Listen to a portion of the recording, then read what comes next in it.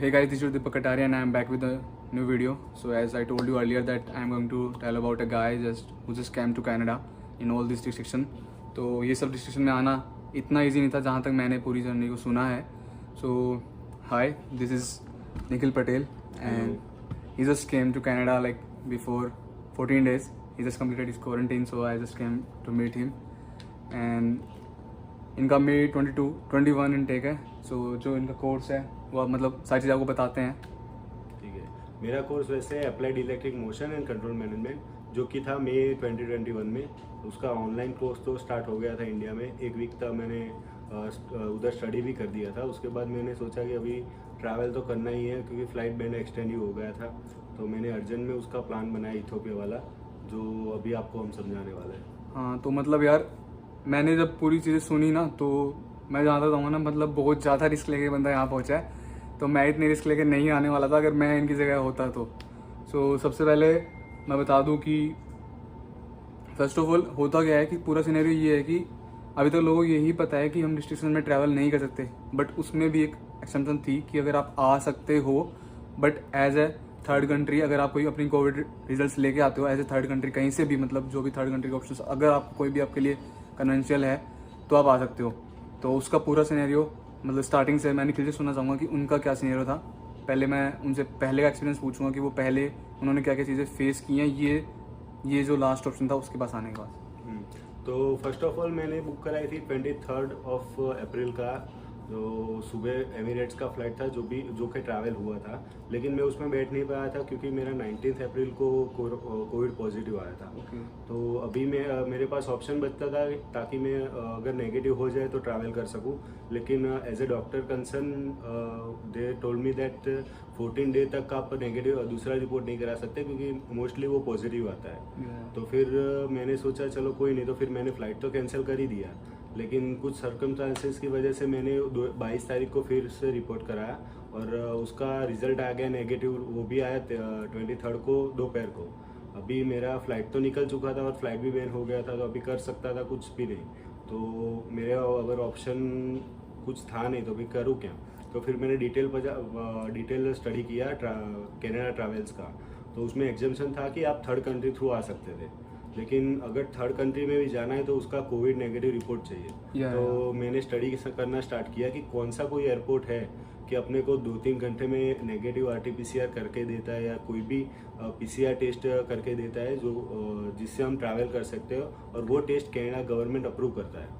अगर ये सिनारियो था कि दोहा एयरपोर्ट तब करता था, लेकिन उसमें ऐसा था कि इंडिया से वो दोहा तक की फ़्लाइट बैन हो गई थी, वो एक्सेप्ट नहीं करते थे.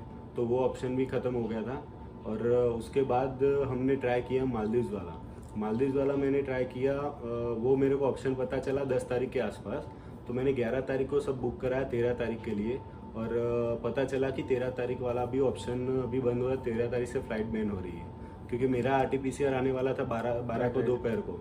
तो अभी मैं पहुंच नहीं पाता कि 12 तारीख की मैं फ़्लाइट लेके चला जाऊं. तो वो आपका मतलब एमिरेट्स के बाद का ऑप्शन था, राइट? हाँ, एमिरेट्स के बाद था. एमिरेट्स के तो आपने फ्लाइट कैंसिल करवा दी थी. उसको तो कैंसिल करा दिया. उसका पॉलिसी अच्छा है कि वो 15 दिन में पैसे वापस कर देते हैं. सो वो रिफंड आपको हो तो गया? वो रिफंड तो मेरा आ गया. उस टाइम आपको एमिरेट्स कितनी पड़ी थी?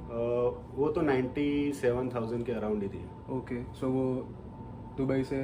हाँ, वो इधर अहमदाबाद से दुबई और दुबई से डायरेक्ट कनाडा. ओके, सो उसके बाद आपका मालदीव्स का ऑप्शन था? मालदीव्स का ऑप्शन था. वो आपने जस्ट मतलब ट्राई किया था? सब बुकिंग भी कर दिया था, लेकिन ये सब फ्लाइट बंद हो गई थी. वो आपकी एयर इंडिया के थ्रू? हाँ, नहीं, एयर इंडिया नहीं था उसका. लोकल पहला फ्लाइट था इंडिगो का. उसके बाद कतर एयरवेज वाला था. इधर मालदीव से दोहा जाता और दोहा से कनाडा था.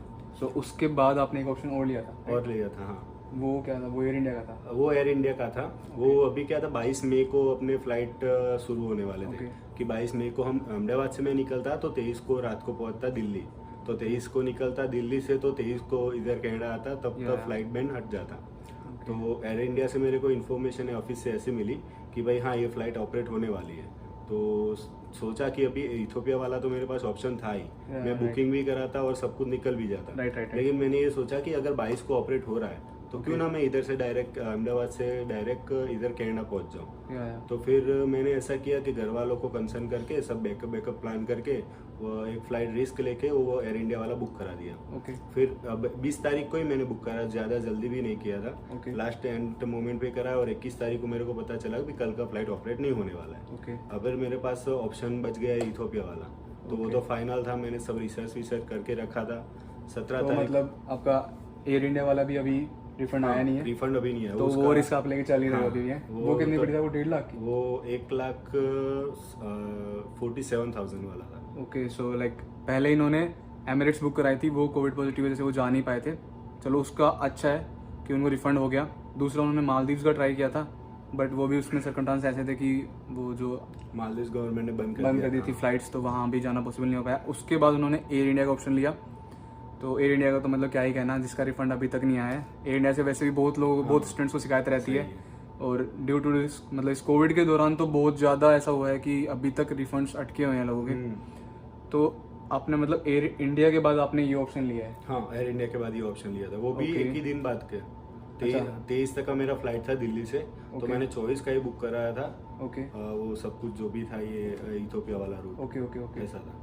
ओके सो उसमें मतलब अपने क्या क्या कुछ अलग से हमें कोई डॉक्यूमेंट्स दिखाने होते हैं या फिर जस्ट एक अलग से डॉक्यूमेंट में क्या है कि अपने को एंटर होना होता है इथोपिया में। Okay. तो उसका विजिटर वीज़ा या कुछ भी वीज़ा चाहिए कि अपने 2-3 उसमें स्टे कर सके। ओके तो उसके लिए हमने वीज़ा अप्लाई किया था, जो कि इथोपिया गवर्नमेंट का इतना अच्छा है कि वो 2 घंटे में अपना ई वीज़ा दे देते हैं। तो 2 घंटे में आपको वीज़ा 2 मिल गया घंटे में ई वीज़ा विजिटर्स वीज़ा मिल गया था? उसमें भी मिल गया था। तो वो कितने सिंगल टाइम का होता एंट्री का 30 डेज का होता है, सिंगल एंट्री का वो देते हैं। तो अगर आप एक बार एंटर हो गए, दूसरी बार आप नहीं जा सकते ओके उसकी वजह से।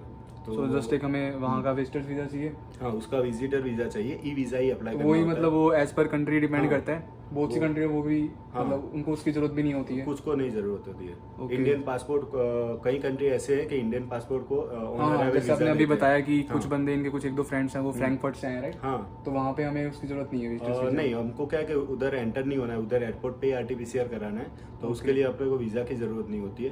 अगर एक मालदीव इथोपिया में आपको एंटर होना पड़ा, हाँ, राइट? इथोपिया में एंटर होना पड़ा क्योंकि 2 दिन का स्टे करना था हमको, ओके क्योंकि एयरपोर्ट पे उसका आरटीपीसीआर नहीं होता था।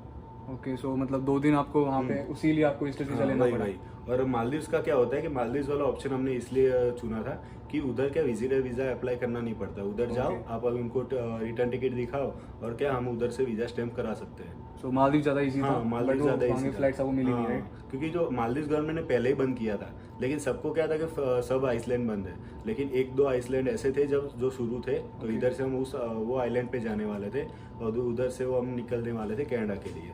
ओके सो उसके बाद मतलब आप जब यहाँ कनाडा एंटर हुए, मतलब जब फ्लाइट लैंड हुई, तो हाँ। यहाँ के इमिग्रेशन में कोई दिक्कत हुई? नहीं, इमिग्रेशन में तो क्या है, अहमदाबाद से हम बैठते हैं ना, तो उधर ही नॉर्मल क्वेश्चन आंसर हमसे करते हैं। नहीं उसके बाद नहीं like during your study permit जब आपको दे रहे थे तो उन्होंने कोई क्वेश्चनिंग वगैरह की थी नहीं, आपसे? कोई सिंगल क्वेश्चन नहीं, अहमदाबाद के बाद कोई क्वेश्चन आंसर नहीं होता क्योंकि है, अभी स्टूडेंट्स क्योंकि को ये है- उनको डॉक्यूमेंट ही चाहिए और कुछ नहीं है। उनको क्या चाहिए कि अगर आपका दूसरे कंट्री का मीन्स के थर्ड कंट्री का आपको Yeah. आरटीपीसीआर चाहिए नेगेटिव वाला, और आपको 3 डेज का होटल क्वारंटाइन चाहिए, और डीएलआई लिस्ट में आपका कॉलेज का नाम होना चाहिए। ओके तो ओके स्टूडेंट के लिए सबसे easy नहीं था। मतलब सबको थोड़ा ऐसे फिक्र रहती है ना कि हम रिस्ट्रिक्शंस के तो उनके बीच में जा रहे हैं, तो हाँ। कुछ लोगों ने ऐसे मतलब मिथ्स बनाई हुई है कि अगर आप रिस्ट्रिक्शन बीच में जा रहे हो तो वो आपसे ज्यादा हार्ड वो गलत हल्ला मचा हुआ है भाई, है ना, बट ऐसा कुछ हाँ, है नहीं। कुछ नहीं है। ओके सो जस्ट मतलब वही बात है कि अगर आप आ ही रहे हो तो सबसे पहले मतलब मोस्ट ऑफ कॉन्स्टिट्यूएंट स्टूडेंट के लिए तो इतना ईजी है कि डीएलआई में उनका नाम है। हाँ।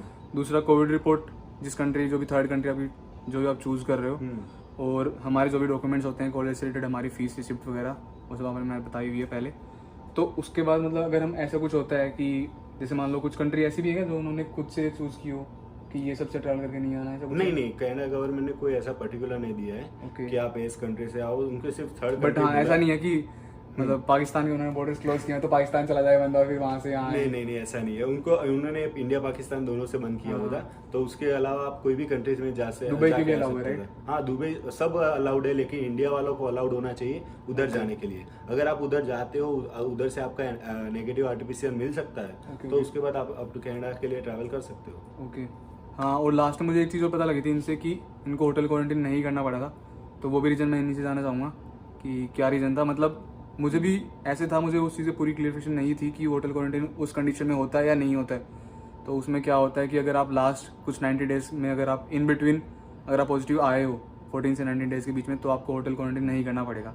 तो उनका कुछ रूल्स ऐसा था कि 14 to 90 डेज बिफोर डिपार्चर आपका पॉजिटिव रिपोर्ट आया तो आपको होटल क्वारंटीन नहीं होना था। उनका ऐसा मानना है कि अगर वो बंदा पॉजिटिव आया उसके बाद वो क्वारंटीन ख़त्म करके आता है 14 दिन वाला, तो उसके बाद 90 डेज तक उसका इम्यूनिटी ऐसा रहता है कि उसको पॉजिटिव आने का चांसेस नहीं है। ओके। तो उसको इसलिए उन्होंने ये रूल्स बनाए कि आप इधर आओ तो 3 डे मैंडेटरी होटल क्वारंटाइन नहीं होना पड़ता है। सिर्फ आप अपने घर पे 14 डेज क्वारंटाइन हो जाओ, वो चलता है। और उसके बाद आपको कोई रिपोर्ट भी नहीं कराना इधर। अच्छा, अगर आप मतलब स्टूडेंट्स के लिए मैंडेटरी जो होता है एयरपोर्ट पे भी अपने को बट अपने को 3 बार करानी पड़ती है। हाँ, 3 बार करानी। एक बार पहले आओ, फिर वहाँ से निकलते हो उधर से सैंपल लेके आओ 8वें दिन पर, उसके बाद क्वारंटीन खत्म होने के बाद एक बार।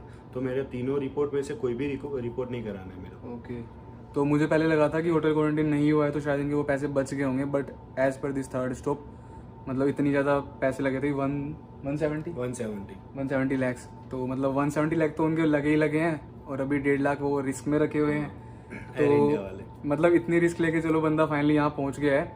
सो इन्होंने बताया, मतलब मुझे लगा था कि भाई एक मोटिवेशन बंदा कनाडा होता है, बट इनका तो कुछ और ही मोटिवेशन था, कुछ मतलब लव सिनेरियो था। चलो अच्छी बात है कि अपने मतलब जो भी कनेक्शन उसके लिए पहुंच गया बंदा फाइनली, और इतनी रिस्क लेके पहुंचा है। तो मैंने सोचा कि क्यों ना ये इन्फॉर्मेशन मैं आप तक पहुंचाऊं।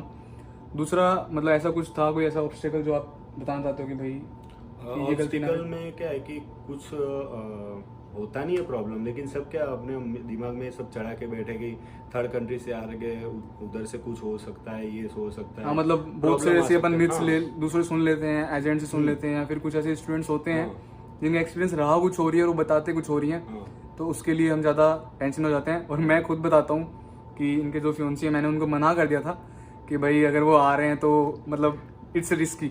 मतलब पहले दिन ही मैंने उनको बोला था, तो वो भी टेंशन में थे कि मैंने ऐसा कुछ बताया कि मुझे भी ऐसा कुछ नहीं पता था कि पहले इतना अलाउ कर रहे हैं लोग, या फिर पता नहीं इमिग्रेशन में क्या क्वेश्चन होंगे। तो मैंने भी उनको यही बोला था कि यार वो रिस्की है, मतलब 50-50 चांसेस है कि वो मतलब उन पर डिपेंड करता है वो क्या बोलते हैं इमिग्रेशन वाले। तो फाइनली चलो अच्छा है वो आ गए यहाँ पे। So this is all about today's video. So thank you guys, thank you for watching my video.